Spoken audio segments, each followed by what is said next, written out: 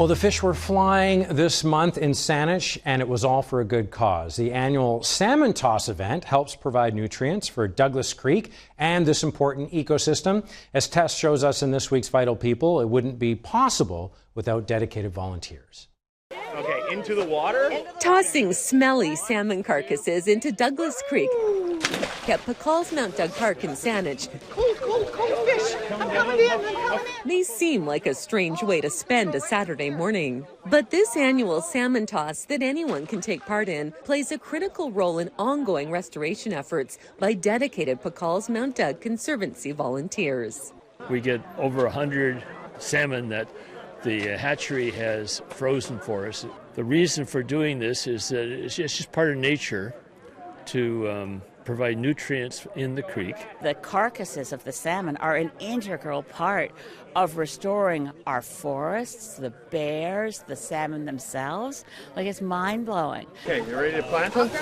These coho and chum salmon swam up the Gold Stream River a few months ago. And just chuck it in. Part of an incredible life cycle that can only be described as miraculous. They left the Gold Stream River as tiny fry, less than half a gram.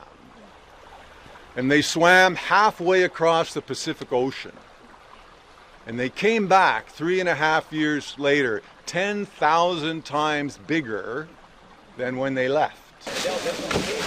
The Gold Stream hatchery salmon yielded more than 300,000 eggs, which are now waiting to hatch at the facility, along with eggs already in the creek. The hatchery's also given us, as a boost, 15,000 eggs that we put in further down the stream.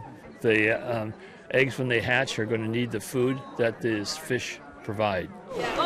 It's been a good year for coho and chum salmon returns, and community efforts like this play a vital role. You're starting to see the results of what happens when the restoration happens. So we've had more salmon return to this specific location because of the work that's been done, and I'm hearing about that right across the province.